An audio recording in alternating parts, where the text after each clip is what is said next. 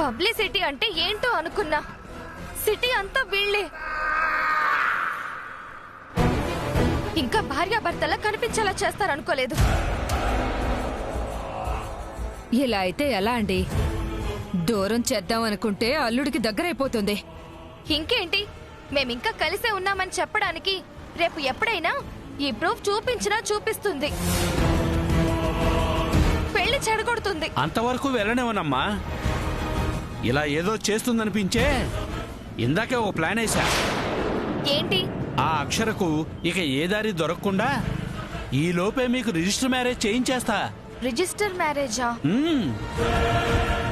ఆ సర్టిఫికెట్ ఉంటే చాలుగా. అదే మనకు పెద్ద ఆయుధంలా ఉపయోగపడుతుంది.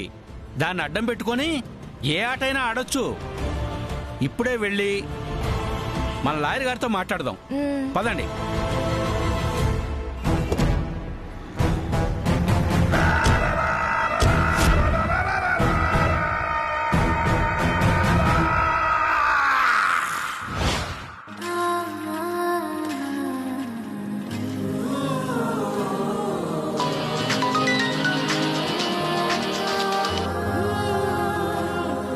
హలో, చెప్పండి.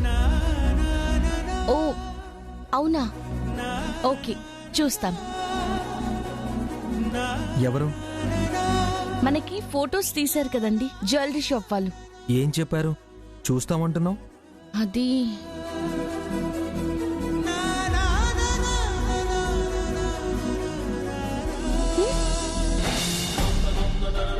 ఒకసారి కారు ఆపండి.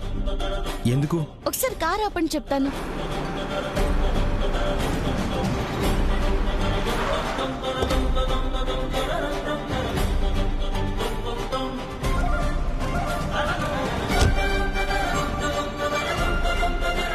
ఏంటక్షరా? ఒకసారి చూడండి.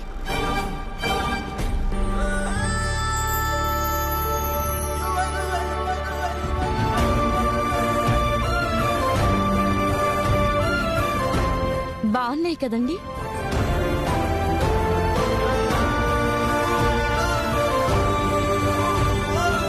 మీరు నన్ను అర్థం చేసుకునే రోజు వస్తుంది.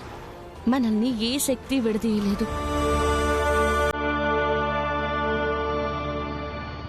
వెళ్దామా?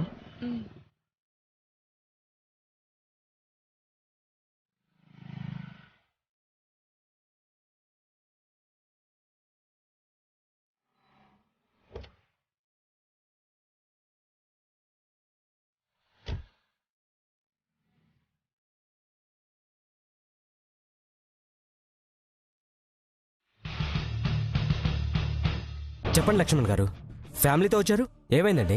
ఏం అవ్వకూడదనే సార్. అమ్మాయికి రేపు రిజిస్టర్ మ్యారేజ్ చేయించేద్దాం అనుకుంటున్నాను. విడాకులు రాలేదు కదా?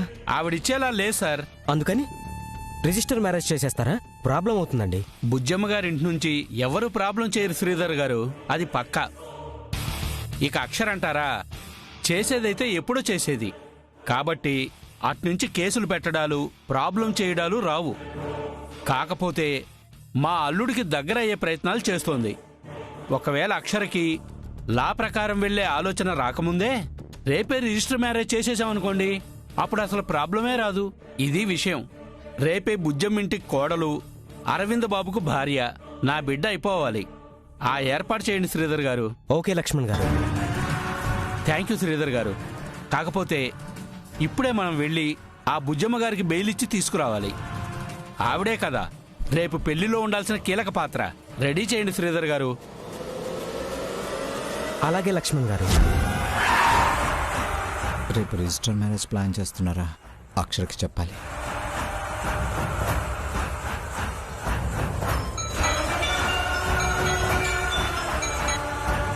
హలో, వస్తున్నా అన్నావు, ఎక్కడున్నావు రాఘవేంద్ర? ఒక అర్జెంట్ వర్క్ వచ్చింది, నేను నిన్ను తర్వాత కలుస్తాను. ఓకే.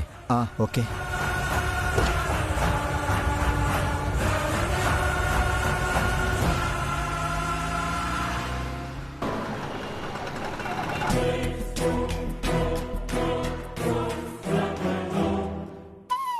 అక్షరా, అక్షరా, అక్షరా.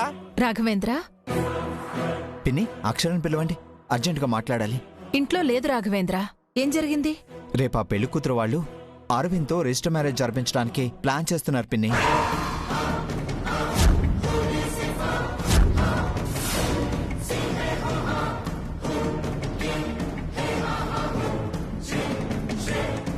రేపా? నీకెలా తెలిసింది రాఘవేంద్ర? శ్రీధర్ అని నాకు తెలిసిన లాయర్ ఒకడున్నాడు. వాణ్ణి కలవడానికి వెళ్తే వాడితో వాళ్ళు మాట్లాడుతుంటే విన్నాను. విడాకులు రాకుండా నువ్వేమైనా చేయగలవా రాఘవేంద్ర? అక్షర దిశగా వెళ్తే ఎవరు ఏం చేయలేరు పిన్ని. కానీ అక్షర పని చేస్తుందా? బుజ్జమ్మగారు బాబు ఇబ్బందుల్లో పడతారని ఆగుతుంది రాఘవేంద్ర. అదే వాళ్ళకు ఆయుధంగా మారింది పిన్ని.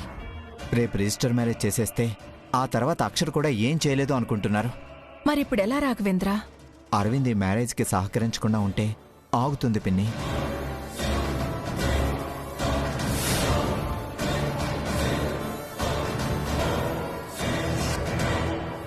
అది జరుగుతుందా పిన్ని? అత్తయ్యను నిరపరాధిగా నిరూపించడానికేగా అక్షరతో కలిశాడు. భర్తగా తనకు దగ్గర అవ్వాలనా? కాదు కదా. ఈ పరిస్థితుల్లో నేను చెప్పినా అరవింద్ వినే పొజిషన్లో లేడు పిన్ని.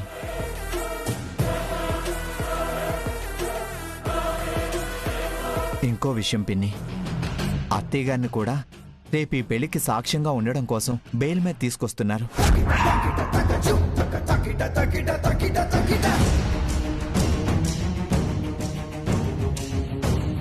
వాళ్ళు తెలివిగా మూవ్ అవుతున్నారు పిన్ని. అందుకే అక్షర ఏదైనా ఆలోచించి ఆపుతుందేమోనని చెప్పడానికి వచ్చాను. అక్షర వస్తే చెప్పండి పిన్ని. నా పరంగా నేను ఏం చేయడానికైనా సిద్ధంగా ఉన్నాను. ఈ ఘోరం జరగకూడదు పిన్ని. చెల్లి జీవితం స్పాయిల్ అవుతుంది.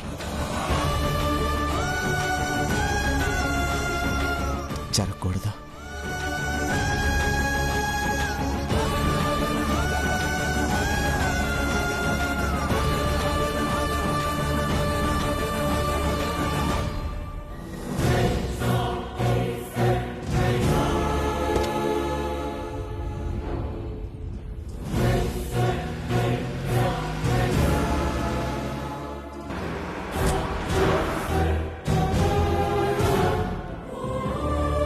రండి. వెళ్తాను. వస్తా అంటారనుకున్నాను. ఆ?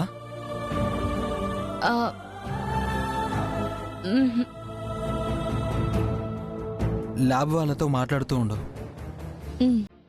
సరే ఏదైనా ఉంటే ఫోన్ చేయి. సరే.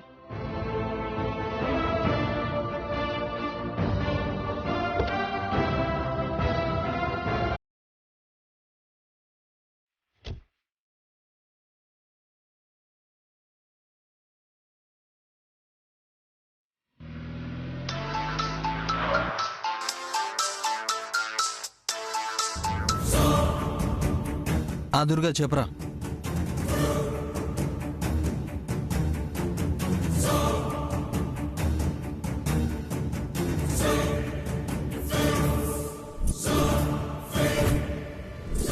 అక్షర, ఏమైందమ్మా? ఇప్పుడే రాఘవేంద్ర నీకోసం వచ్చెళ్ళాడమ్మా.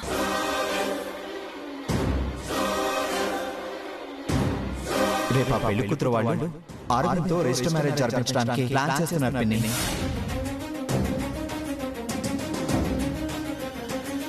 అత్తయ్య గారిని కూడా రేపు ఈ పెళ్లికి సాక్ష్యంగా ఉండడం కోసం బెయిల్ మీద తీసుకొస్తున్నారు.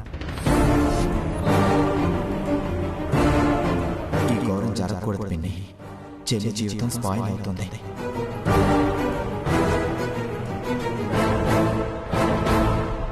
నువ్వేమైనా ఆలోచించి ఆపుతావని వచ్చాడు. ఏం చేస్తావు అక్షరా?